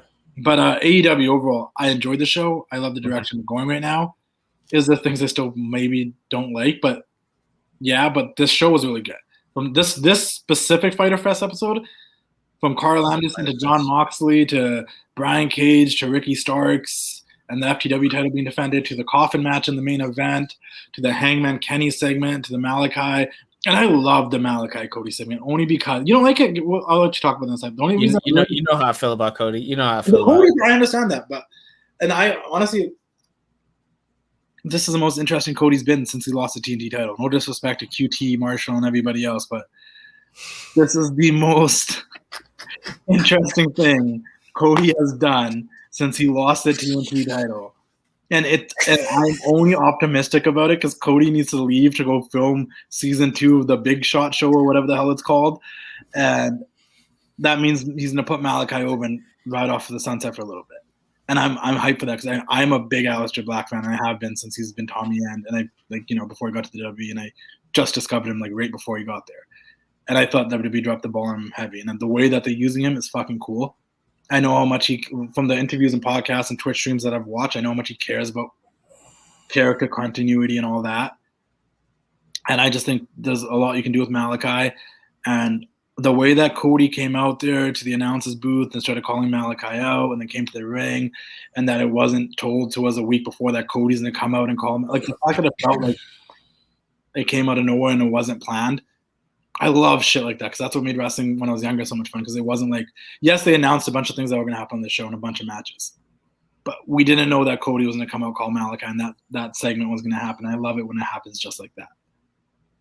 You know, and they've done that for the past few weeks when they did the Conan and Tully segment where Tully was just in the ring all of a sudden, and then Conan came out. Like, that wasn't told that was going to happen. It was dope.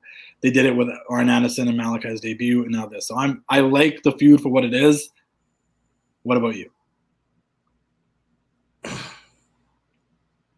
Had an epiphany watching. Well, are we talking about just Cody? Horse that had to be killed? And you said what? Don't tell me that you saw this horse that had to be put down. That was the best racehorse. Look, if we're talking about Cody and Malkai in particular, Cody came out and got booed. And I was like, oh, and I had the epiphany last week, and I was like, Cody's not the guy. He's not that guy, pal. He's just not that guy. He's not that guy, pal. And I'm like, maybe, people are just happy to see him, so they're cheering like for that first week, and just for the other, like when they were little at AEW, Daly's Place. Yeah. But majority of AEW's fans are internet wrestling fans, and majority of internet wrestling fans do not like Cody Rhodes right now. So when he got booed, I was like, is he on the path to becoming the AEW's version of Roman Reigns, where they're going to keep pushing him as a babyface? Like, by God, he's dressed in all white. And in the chat, they were like, yeah, he's going to be all white like Jesus, and Malachi is going to be like the devil, come out all black. And I was like, guys, that's not going to happen. Like, come on, man, they wouldn't do that. And what the hell did Cody, Jesus Homelander, do? He came out in all white. And I was just like that aesthetic? What? You don't like all of that aesthetic? He's not that guy. He's to me, like, it's nothing in my bones that makes me want to cheer for Cody Rhodes. Like, nothing. Like, I think he's a great wrestler. He's all the thing, but he's just, it seems we talk about forced down the throat as a babyface. Cody Rhodes is forced down my throat as a babyface. And now you're starting to see him being booed, and he's going up against Malkai. It's going to take a lot, and I mean a lot of work for them to boo Malkai and cheer Cody Rhodes in a place where Cody Rhodes is just coming off a month of saying that him having an interracial baby saved racism. Yeah. I was about to make a joke, but then you went there, and I can't make the joke no more. So he's your John Cena, but then he made the interracial baby joke. John Cena would never say anything like that. Never. No. John Cena actually has a commercial like condemning, like he had a whole thing of like condemning racism and shit. Yeah, it was crazy. It was great. And that's what I was like, John Cena's my guy. He's my guy for life. I'm throwing it up. Bum, bum, bum, bum. Horns forever.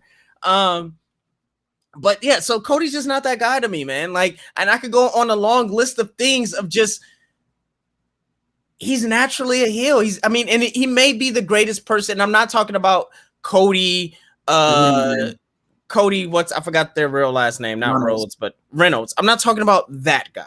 Not at all. I'm talking about the character Cody Rhodes.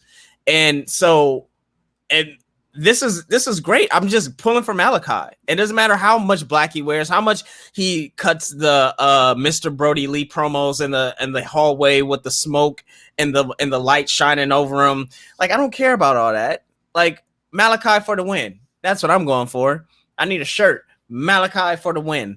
But can I just say that Hangman and Kenny Omega is the best 1A, 1B storyline in professional wrestling between Roman Reigns and the Usos family thing and Hangman and Kenny Omega. It's so good. Hangman's the one. He's the one. It is so, oh my, like, it's like a prime rib just perfectly temperatured, barbecued, and marinated overnight and tenderized, and you just take the bone, and you just hit it against the plate, and all the meat just slides right off. And it's just and I'm not even a red meat eater. And when I see that happen, when I go to my steak restaurants and I don't get steak, I end up getting fish or salad, and they do that, and I'm just like, God damn, that looks good. And the girl is just like, ooh, and I'm just like, yeah. Like that. That's how I look at Cody and Hangman. I mean, Cody. That's how I look at Kenny and Hangman. I'm like, God damn, this is a good storyline. Like everything around from the whole Elite fallout to the Young Bucks to the Dark Order to Tony Schiavone playing his role. Like everything around it is just so moist. It's so moist. Months ago, I'm like, Kenny as champion, sweet. And you're right, from the whole build-up, from him being a part of the Elite, to him leaving the Elite, trying to find his place as a solo, alcoholic, to finding the Dark Order, to being put in a team with Kenny where they won the tag belts and had a hell of a run. Yes. They started falling apart. Like everything about it has been perfect. And if it does not end with Hangman Page with that title and that Dark Order holding him up on their shoulders, I'd be so disappointed because that's where this needs to go. It needs to go there.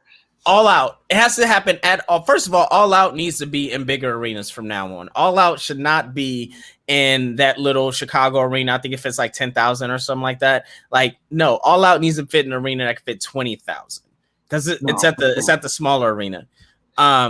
It should be fitting 20,000. And Hangman should win at All Out, and that's a 2-year storyline come to fruition. And my God, I don't want to hear anybody saying AEW doesn't do storylines. They don't do long-term story. They don't do long-term anything, because from the Young Bucks to Kenny to the whole Elite, like it's been. It really has been, and I love Kenny. I'm been kind of iffy about his character, but the Bucks, I love what they're doing. Them being over the top, just annoying jackasses. I love it. What made them popular in the independents is that they knew people hated them, they bought into it, and they came into this company as the baby faces, and it was cool. But this is who they are. Like everything they're doing, that you're like, this is stupid, this pisses you off. That's why they do it. That's who the Young Bucks are. Yeah, because I hate them because they're just wrestling in all these like keep doing these super kicks and shit, and they dress stupid and they're killing the business. It's the name of the book. That's what they do. Yeah. I love it, man. AEW has really hit their stride, and it's really great to see, man. Like, and all the little things too, the little nuances, like Andrade's looking for the Death Triangle. Cool, I'm intrigued. Miro's subtitles. The subtitles? Yeah, Miro's being booked the way Miro should be booked. I'm intrigued. Malakai's gonna kick Cody's head off, and we get Malakai with some mission sooner than later, and I'm intrigued. Hangman is finally redeeming himself from going all the way back to not being Jericho for that AEW title in the official AEW championship. Like, just all of it is intriguing. For it. Next week we have Britt Baker against Nyla Rose for the AEW Women's title. I hope that's the last time she faces Nyla Rose, and we get Britt Baker in a major feud because Britt Baker is over. Before we get further, the person that I've been saying I can't wait until his contract is up and he pops up in WWE, it just proved my point on this past week, and that is Ricky Starks. Mm-hmm. Ricky Starks is a effing star, and I said, if you want to talk about replacing The Miz or putting a person that you can trust on a mic in a ring, you get Ricky Starks. And I said this when I used to watch NWA, like Power, back before, when I first saw Pops, I remember Ricky on there. Yeah, right? Amazing. That guy is, and he said, like, they were like, oh, he was like, look, I'm about my business. Like, if the money's right, I go anywhere. That guy pops up on Raw or SmackDown. He's a bona fide superstar. Not just a star, a superstar. Mark my words, guarantee it. Writing down right now. Starks. They need to, and this is not, I agree with you. If he goes to WWE, he's a star, but listen, Christian, Matt Hardy wrestling each other on Dynamite, good shit. That's cool. Whatever. I enjoyed the match. Cool. But like, you need to focus on the Ricky Starks, the Jungle, the Sammy Guevaras, the MJFs, these young stars. Because nobody can say that AEW didn't start building new stars, because there's a whole young crop of stars that were on the independents that they hired first that if they hold on to these guys, they're all future TNT and world champions. Yeah. Darby, Ethan Page, there's a whole crew of them. So, yeah. Ethan Page is odd. I mean, that's an odd one to me just because, like, you have everything to be a star and you go to be a tag team. Like, but I get it. You're with your friends. And that's the thing with AEW. It's like, yeah, I want to go hang out with my friends and get paid. Yeah. And then WWE is not going anywhere. So I could always go there. But if I could go here and get paid and hang out with my friends for a couple years, I'll take a spot on this card because it is really stacked. Even with the talent that's on, it's really stacked. So I can try to be a single star, but am I going to be able to end up working with these people, or I can be in the tag team and we can do our own thing because there is a solid tag division here. Yeah, it's stacked. That's a problem. It's stacked. All promotions, right, are stacked. Like, well, AEW, WWE, NXT, stack cards. Yeah, think about the people that weren't even featured on this show that are like major names, like really featured. Like MJF and Sean Spears and Jericho did the thing, but they weren't like super featured. Miro wasn't super featured. No. Sammy had a match, but it wasn't anything like Wardlow, FTR. Like, there's so much talent on the show that wasn't super featured. Jade Cargill, half the women's division that's really good. Like, I really like Jade, and we had Penelope on the show, which is dope because I'm a big fan of both of them. And then the Japanese girl that beat Penelope that they're trying to build, but like there wasn't many women featured. So like, there's a lot of stars in this company. Is what I'm trying to say. Also next week, Jericho versus Sean Spears, Moxley versus Lance Archer in a Texas Death Match. You fucking start Lance Archer there. How is Ethan Page supposed to rise in the ranks? This guy's been doing nothing, but he's still getting big matches. No disrespect to Lance Archer, because I've seen him wrestle outside of this company, and he's good. But it's just he's become the Braun Strowman of AEW, where it's just like, oh, he's still here. You know where that led him. Know where that led Strowman. Yeah, and then Orange Cassidy versus the Blade next week. And then there's Orange Cassidy and Trent. Like, there's just so many stars in this company. Where it comes to, they need to stop hiring males. The male roster is stacked. I know they're getting a second show. Hopefully that makes a difference. But I mean, they have two YouTube shows already. They got Dark and they got Elevation. Now they're gonna have the what? Rampage. Yeah, which premieres on my birthday. Shout out. Oh, there you go. Shout out Rampage. Yeah.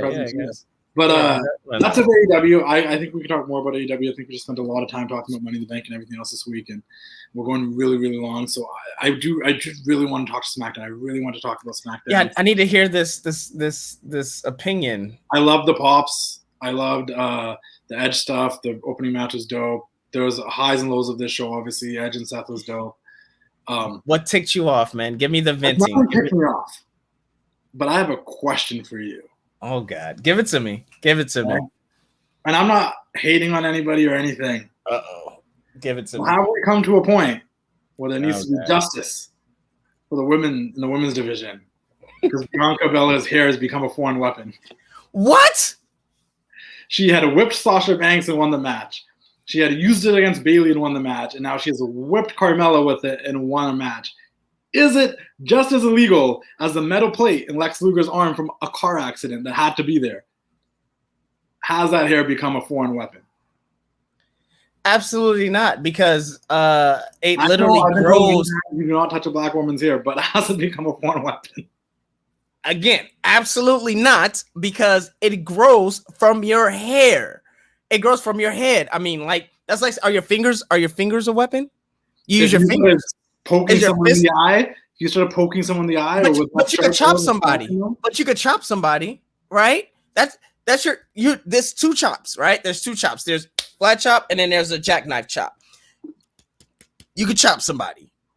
You could literally do that to somebody in wrestling. So is your fingers an object? No. Is your fist a foreign object? No. Is your arms a foreign object? No. These things all grow from your body. These are limbs. Your hair grows. That's the point one. Point two, you don't touch a black woman's hair. That is the crown. That is the world. See, that is from the ancestors of the ancestors of the ancestors that was bathed in all the juices and berries that once was. She is a queen because of that hair.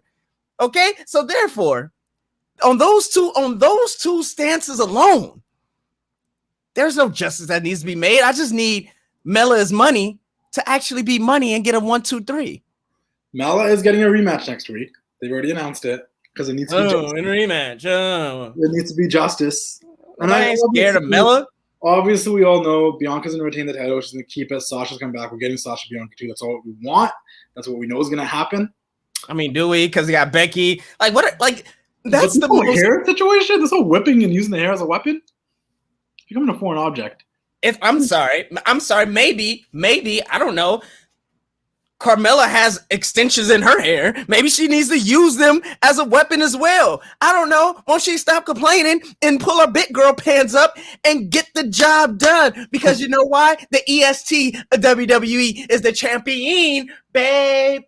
So what finished Sasha Banks at WrestleMania? What was like the signature move? Let's like if you're gonna get 2K20 or whatever one's coming out next, 2K22 or whatever, and like you hit triangle to do your signature move, and Bianca's whipping you with her hair. What is? I don't. Is that's not a move. That's yes, it is. It is a move.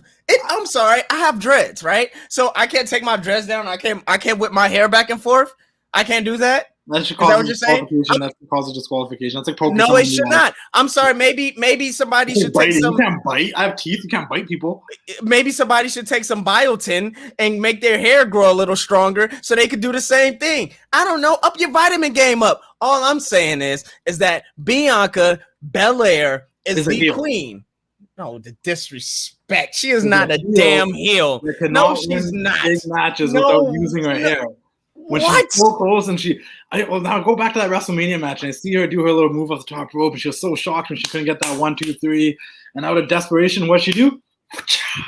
And then you go to Carmella and they're having this match and out of desperation, what'd she do? So you're telling me it's okay for women to grab her hair, right? What did Carmella grab it and stomp her in the face? And stomp her.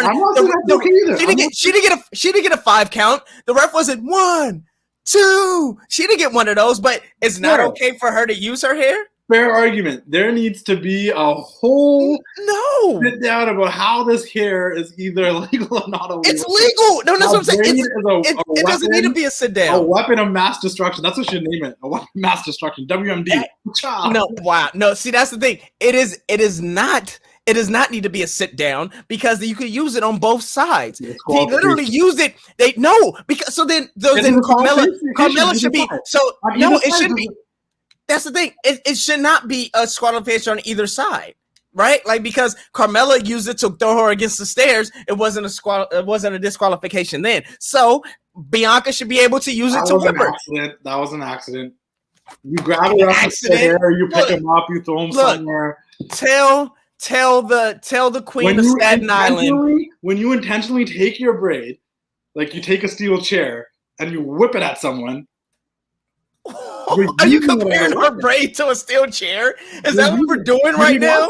I've never seen a mark left on any wrestlers with a braid left on Sasha Banks. I'm sorry. I've seen a lot of black women fight, and I've seen them use hair all day. So I don't understand where this is coming from. This isn't like a fight. This is wrestling. There needs to be rules. There needs to be regulations. Yeah, there's rules and regulations, and if the ref is okay and everything from both sides, then it's okay. And then you just sit with the committee, and we need to open a book here. You need to watch the. You know what you sound like? You know what you sound like, Justin? You know what you sound like, Justin? You know what you sound like? I'm going to tell you exactly what you sound like. You sound like the Olympics committee. And when the Olympics committee did not okay for the swimmers that had natural hair to wear natural swimming caps to protect the roots of their hair instead of wearing the rubber ones that was pulling it out, they felt no. This isn't right. This isn't fair. It gave them no fair advantage whatsoever. But it said, no, this isn't right. You can't do that. Matter of fact, we're going to sit down. We're going to make the rule for everybody that can't do that. Instead, you need to be telling your queen of Staten Island, the Mela is money boss person that she is, to be better. Do better. Get the 1, 2, 3. That's all I got to say. Sasha could have won if it wasn't for that hair. The boss, the blueprint, the standard, the go, all that stuff. The EST was just a tad bit better than the boss. If it wasn't for that hair, the hair has become like that metal plate in Lex Luger's arm back in the mid-90s. It was a foreign weapon that had to be, he had to put a thing over it because they're like, listen, we figured it out. It's not allowed. I'm not saying she needs to change her hair. Keep your hair. Keep your braid. Do whatever you want with it. You can't swing it at people. That's not allowed. You're not allowed to whip that in people's faces or ribs. Hey, Carmella, won't you braid your hair and swing it at somebody? If the rule is there, if you can do it. Do you watch basketball, Justin? Do you watch basketball? I do watch basketball. Okay. So do you know when somebody pump fakes and the defender jumps and then the offender jumps up to get the foul? You know who does the foul get called on? The offense or the defense? Defense, right? The defense. Exactly. It's even though the defender could jump straight up all day long, the minute they leave their feet, the offenser jumps into him and shoots, and now it's a shooting foul. Hey. You know what you do to avoid that? You either 1, don't jump, or 2, play better defense. That's what you do. So I'm going to tell you and Carmella, A, grow your hair out, or 2, play better defense. Hopefully when Sasha comes back and we get Sasha versus Bianca at WrestleMania, or SummerSlam, my bad. There's a rule in place. She's not allowed to whip Sasha with that hair. I need Jack Tunney to show up. I need him to make a ruling. This is just as bad as Cowboy Bob Orton's cast. The man might have had a broken arm, but you cannot use that cast as a weapon. It is not allowed. It is a foreign object. It is not a foreign object. The cast did not grow from the arm. He has, and that is not fair. Bianca Belair is coming off more as a heel, week by week. She's this athlete that has to use her hair to win matches. Oh my God, you're. There needs to be justice for Carmella. Bianca Belair is coming off of the heel because she's the more superior athlete and she has long hair. To win. As a superior athlete, she cheats to win. That's like Kurt Angle in 2000. You're an Olympic gold medalist, but you're cheating to win, sir. There's something up here. But you are a bad guy, so it made sense. So what does that make Bianca? And ladies and gentlemen, that's how we will wrap up the show this week. I wish I'd say we got to this conversation earlier because I don't know how many of you are still here at this point. But if you guys stayed for this point, please tell me if you think that Bianca Belair's hair is either a foreign weapon or not. Because technically that is cheating because she is catching people off guard, whipping them. I'm just letting them with her braid. I'm letting you know, everybody that says that it is cheating, you're just saying that just being black is cheating. What the fuck? No, it's not. I'm putting it out there. No, it's not. That's what John Cena would say. That's what John Cena would say. No, it's not. Yes, it is. You literally said. Yes. Okay, put it in this situation. Fucking, I don't know. Charlotte braids her hair, okay? Yep. Charlotte's whipping people with their hair. Yep. I would still say it's cheating. You wouldn't. Yes, you I would say would. it's Charlotte. No, you wouldn't. You would be like, it's the queen. It's Charlotte. No, she could do. Oh, she's or in the castle of Frozen. She's like Elsa. Charlotte, Elsa Flair. I would never say that, by the way. That's what you would say. You would say it. No, I would not. You would. If Carmella braided her hair and started whipping people with it, I'd be like, wow. She's the moonwalking, sky talking, queen of the most beautiful woman in WWE. Look at her heel tactics. Look how she's using that hair as a foreign object. It's not a foreign object. It's growing out of her head. It's not. Are your hands a foreign object? Are your feet a foreign object? If I start biting people, you get disqualified. But literally, biting is illegal. Biting is illegal. So was whipping people with their hair. No, it's not. It's not illegal. It is not illegal. There used to be a rule: if you pull someone's hair, you get a 5-second count for pulling someone's hair. Yes, you get a 5-second count for pulling someone's hair. Yes, but that is a 5-second count for whipping someone with hair. You shouldn't be whipping someone with their hair in the first place. You get a 5-second count for just like stabbing people in the eye with his mohawk. Like that's not allowed.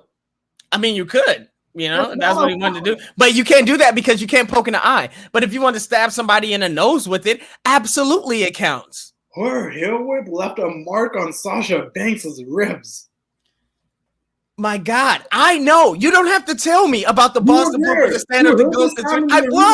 I heard it. It echoed through the whole stadium. Yes, I get what you're saying, but it's not illegal. And so Bianca was just that much better than a Boston Bloopers, the standard, the GOAT, the Queen of the Sale, the DDT Mandalorian, the ESPY Award winner, Sasha It's a disadvantage Banks. because Sasha can't just whip her hair and hit her. It's not She a could. fair. It's not a fair tactic. No, that's what it's not that again. This is why you sound like the Olympic Committee. It can be a fair tactic if I don't know, she was to grow her hair out or put extensions long enough to do it. That's all you have to do. Well, I am out here just sitting here, guys, hanging out. I want to encourage all professional wrestlers to grow their hair really long, grow braids. You should. Because it is perfectly okay to whip people with their hair. It is. Wrestling. So do if you it. guys want an advantage, grow your hair, put it in a braid. Lance Archer, Texas Deathmatch next week with Jon Moxley. Whip them. Whip them with their hair. And at the end of the day, the reason why it won't work for them is because they're not as good as Bianca Belair. But they could do it. It's legal. People out of desperation. What does that tell you? Wow. She doesn't do it in the beginning of the match. She doesn't do it in the middle of the match. She does it when it tells me that she's cerebral. She might as well be the game. She's a cerebral athlete. That's what it tells to me. I don't know about you, but it tells it to me that she's just that damn good. I don't know. I'm a Bianca fan. I'm actually a fan. I think she's dope. I love it. My favorite Bianca is Bianca in the ring. When Bianca's wrestling, I prefer that more than her cutting promos and all that. I wish she was wrestling only because her babyface promos are white meat babyface promos that WWE makes everybody fucking do, and it kind of sucks. Yeah. The first time she did it was fucking amazing. She does every week. It's kind of like, okay, let's see her wrestle, because when Bianca wrestles, she's powerful, she's athletic, she can fucking go. It's believable when she's picking up people and tossing them around, like when she picked up Sasha and threw in the ring, when she's throwing the most beautiful woman in the world, like Carmella, around. It's believable and shit. The most beautiful woman in WWE. Oh, my bad. In the world, Carmella. But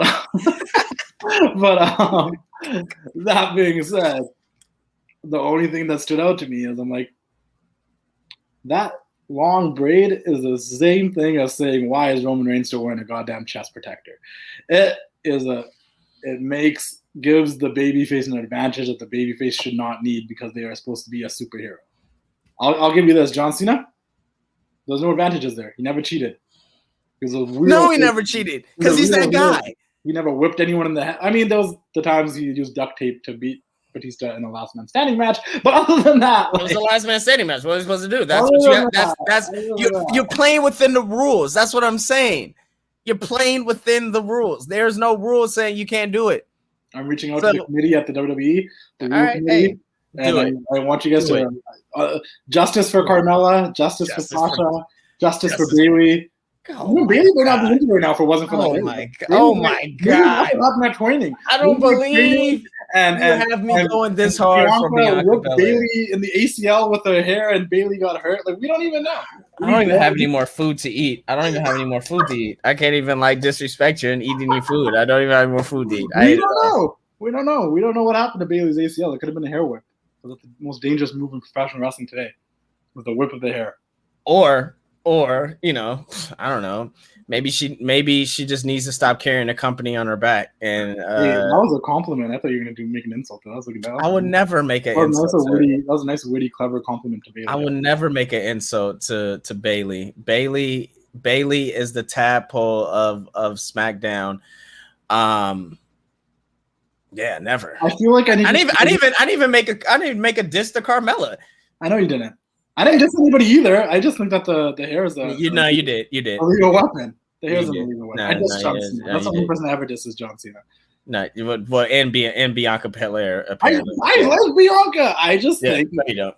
If Bianca was a heel right now, like she was a bad person character-wise, and she was whipping people with her hair, brilliant. Nah, man. But as a babyface, you get desperate. Next thing you know, you're gonna tell me Black Panther. Next thing you know, tell me Black Panther is a heel as well. That's what you're gonna tell me. So Killmonger probably should have been the one that did the thing. Because how the fuck do you die and come back to life? Like, you lost the battle that claims who the king is. But he didn't die. He never died. He really did some voodoo shit and brought him back to life or something. He didn't die. He wasn't. His heartbeat was slow. It wasn't dead. He said it like his heartbeat was slow, so the ice is keeping him alive. And then he just came back and defeated the guy that defeated him to have that role as king. Yeah, that's how it happens. That's the tradition. He lost clean and fair on that little mountain thing. He fell. He did, and then he challenged him again because he didn't win. So, bada bing, bada boom. deep in my soul, I'm just a true heel, and I just don't know. No, it's not deep. It's very shallow. It's right on the surface. It's right on the surface. You're a heel. It's right there. It's Sasha like Banks Justin deserves. heel. Sasha Banks deserves justice for what happened to her. Don't put Sasha in this. No, Sasha's in this. She got whipped. Don't do that. She came on SmackDown. She showed her scar. Don't do that. I know in her brain she's like, that hair is illegal. Don't do that. Oh, congratulations to Sasha and Bianca on winning the SPs for best moment of the year. But I'm sorry, who? Sasha and Bianca. Both. That's right. So that's out of the kayfabe land. We're going back to kayfabe land though.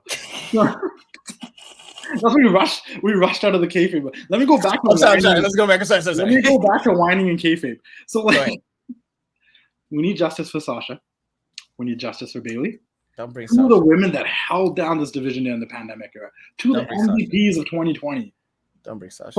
From the Performance Center to the Thunderdome, Sasha Banks and Bayley, they held this shit down, and Bianca just comes onto the main roster and starts whipping them with her hair. And justice for Carmella, who thankfully is getting a rematch because. Wait a minute. Wait a minute. That's something going for until she got whipped with that hair. Wait a god darn minute. Don't bring Sasha Banks into this because they only had one match. And right? One match, Bianca. But listen to what I'm about to say. They only had one match. So Bianca got the up and won. Cool, whatever. Bayley had 3 matches. Not only did she have 3 matches, she actually used the ponytail against Bianca. So therefore, if you still use the ponytail against her and you still couldn't win, you have no justice for Bayley at all. Get out of here. Carmella. Mella is money. You get your shot at Bianca Belair and you don't take advantage of it. And I didn't say take advantage of it because you did. You tried. You failed. You are a loser. Go to the back. You shouldn't even get a rematch. What happened to rematches not being a thing? Go to the back of the line. Because she was cheated out of that match. Got whipped with some hair out of her. That's what Carmella. I almost feel like I need to share this entire clip on the page to get people talking. That's what. Yeah. Share this whole debate of me saying Carmella.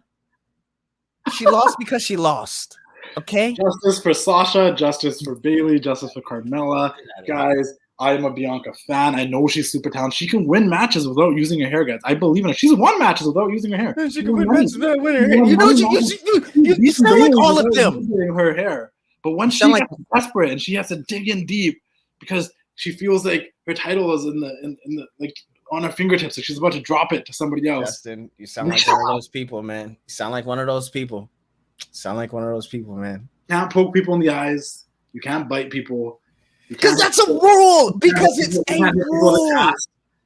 And you can't whip people with the hair. Right. Well, you know what? Let's just leave it to the people. Hey, people, what do you think? Do you think that Bianca is just going within the rules and doing what she does and does not have an unfair advantage? Or do you think that on Justin's side that you just don't like black female wrestlers with long hair? What do you do being black? Like I said, this could be for fuck's sake Mandy Rose with her braid. If Mandy Rose were whipping people with her hair. Hey, but you know what will happen? Nobody would complain. Yes, they would. No, they won't. Yes, they would. I wouldn't complain. I wouldn't complain. I'd be like, yo, that's a heel move. You can't be whipping people. It's like, yeah, you're a baby face, but you're poking people in the eyes. You can't do that.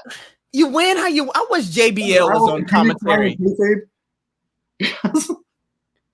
That is an illegal. It's not yet. It hasn't been. Like I'm saying, guys, it's not illegal yet. No one's saying it's illegal. So why is even a question? Why are we questioning? Because it should be. It should be taken. But why it should be? It should be brought to the table. Why? Hey. Have you noticed that Bianca, desperate, uses her hair as a weapon? Why? Tell me with it. Why are you bringing it to the table? On people's bodies. It's almost like using a steel chair or a kendo stick. Why? My fucking God. Can you grow a steel chair or kendo stick out of your head? Why? Tell me why it's illegal. Why? If I was Carmella, I would come to the ring with a kendo stick tied on my head and just fucking people with it. I mean, hey, these are things again. if you want to be a winner, you got to do things to win. And apparently, like Carmella doesn't want to be a winner. It's almost like how Alexis would use a double jointed thing to like win matches.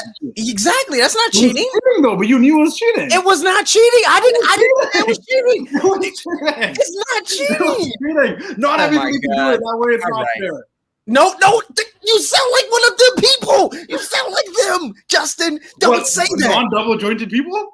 No, you sound like, oh, if everybody can't do it, then it shouldn't be a win. Like, all right, Olympic Committee. All right, Olympic Committee. Okay, all right.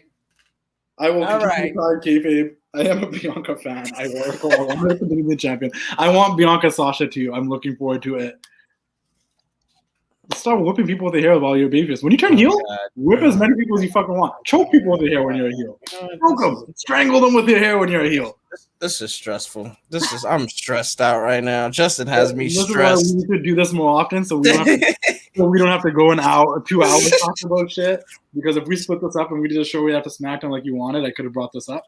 But Justin has me stressed right now, guys. I'm going to try to make sure we do more stuff moving forward. The world's opening up. Life's getting back to normal. Yes, sir. And make sure you guys go to that hashtag show. Check out all of Neesin's and everybody's interviews with Joey Janela. A bunch of other names that are on the top of my head right now. Yeah, all the names. I don't remember the names either right now, guys. But this feels amazing. Check them out. Go to that hashtag. Go check out those interviews. Mind you, with JTG and TJ Wilson up. I got an interview coming up with Bianca Corelli, Santino Morella's daughter, coming out soon, and some other stuff coming up soon as well. The Singh brothers said they're down to sit down. I'm gonna try to get them. Yeah, Singh brothers. Guys, keep doing the thing. Subscribe to the TWC Show wherever you listen to podcasts. Let us know how you feel about all the stuff we talked about today, whether it's John Cena or Bianca Belair or our predictions. Make sure you tune into that hashtag show's Money in the Bank post show to see if we're right about our predictions. I know it's already like 7 p.m. some places. I'm gonna be dropping this podcast now, so hopefully you guys can listen to it. I got things. I gotta do things. Or if not, tomorrow morning, and keep doing the thing. We'll see you all a little bit later. Ooh, yeah, dig it. Bye, Tegan. Bye, Tegan.